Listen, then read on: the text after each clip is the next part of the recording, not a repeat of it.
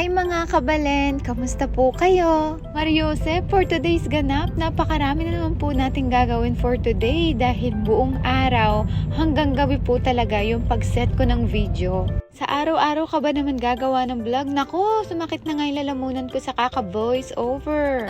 Pero ayos mo ito dahil natutuwa po talaga ako sa lahat ng mga viewers natin. Hello sa mga Kapampangan dyan! Malapit na ako pong muli. So ayan po, may kapagluto pa ako ng pancake dyan. Binibilisan ko nga po yung paggawa ko ng pancake dahil alam ko magigising na po yung mga bata.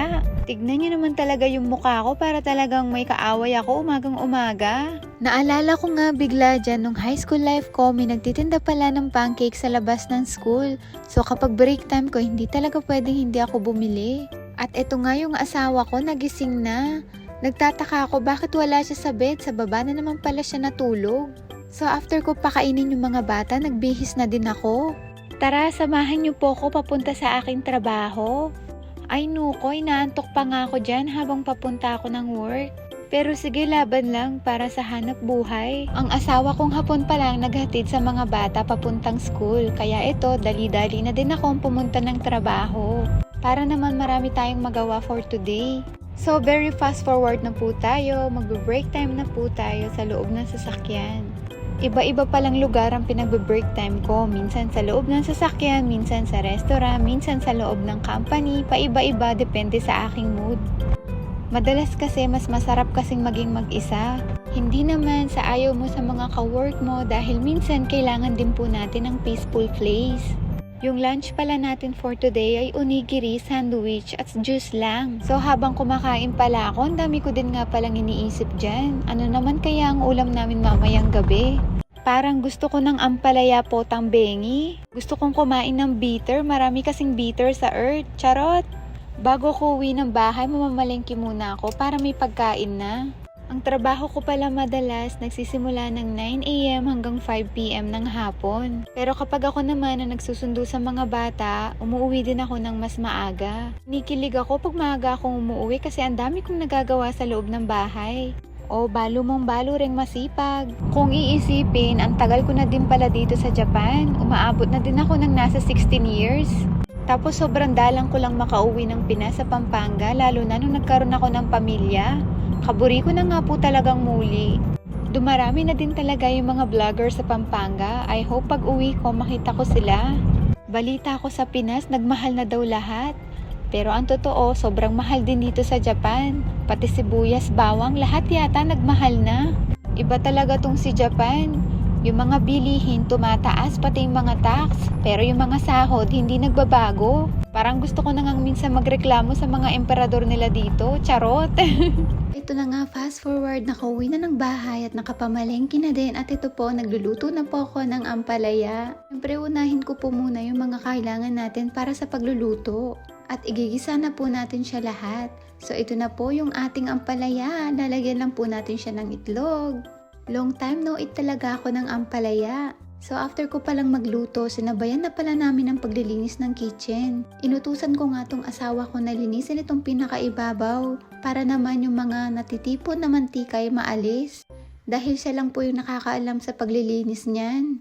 Habang naglilinis siya doon, ako naman nililinis ko po yung mga kalan para maalis naman yung mga nakadikit na sobrang mantika. Kahit gabi na minsan lang po ako sipagin pagbigyan na. Kapag talaga ako tinamaan ng sipag, lahat talaga parang gusto ko nang linisin. Pero hindi pwede dahil marami pa tayong gagawin katulad ng pag-aalaga sa mga bata. So ayan, tapos na po pala ako maglinis ng kitchen. Napakasarap talaga sa pakiramdam pag nakikita mo ang kitchen mo ay maaliwalas. Punasan ko nga din po lahat yung mga bagay na hindi ko po laging napupunasan. Kapag ina ka na talaga, gusto mo laging malinis sa paningin mo yung bahay. Kasi ito lang po yung stress reliever natin. Alam na alam po yan ng mga nanay na katulad ko. So bukas pala, day off na naman. Ilalabas ko muna yung mga bata. Para naman ma-relax sila, puro kasi sila nasa school. Tapos umuwi ako gabi na, pagkatapos ng trabaho. Kaya actually, napakakonti lang po talaga ng family time namin. Kaya kapag day off ko talagang sinusulit ko po lahat. Pagkatapos ko pala sa kitchen, naglinis na din po ako ng bathroom para po maliligo na po sila. Magpapaligo pala tayo ng 2 maliit at 1 malaking hapon. Lahat talaga ng ginagawa natin sa buhay para talaga sa ating mga asawa at mga anak. Naniniwala nga ako sa kasabihan na ang babae talaga ang naghahawak ng relasyon ng pamilya. So habang naglilinis nga ako ng oforo namin o yung bathtub, nakita pala ako ng aking bunso. Sabi niya, "Mama, tulungan kita."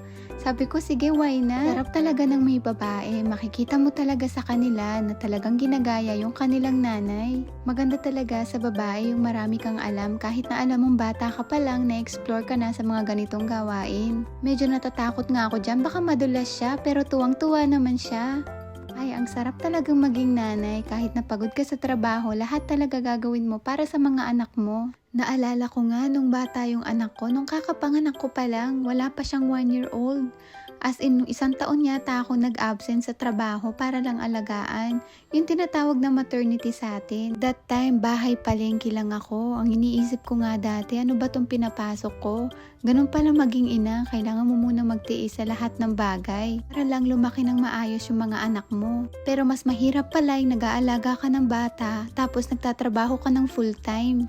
Anyway, ito pala yung asawa ko. Sabi ko sa kanya, "Tapos na ba yung pinalinis ko sa'yo?" "Opo, Donya." Tapos ko tinawag pa akong Donya. Pero napakabait talaga nitong asawa ko. Wala talaga siyang salita sa akin. Gusto ko nga siyang iuwi sa Pinas para naman makita siya ng mga magulang ko. Kaso mukhang malayo pa dahil sa sobrang busy niya din sa trabaho. Anyway, pag nakauwi po kami ng Pinas, ipapa-experience ko po sa kanya ano po ba talaga ang buhay natin bilang isang Pilipino. O siya, hanggang dito na lang po muna. See you to my next vlog. Maraming salamat po. Bye!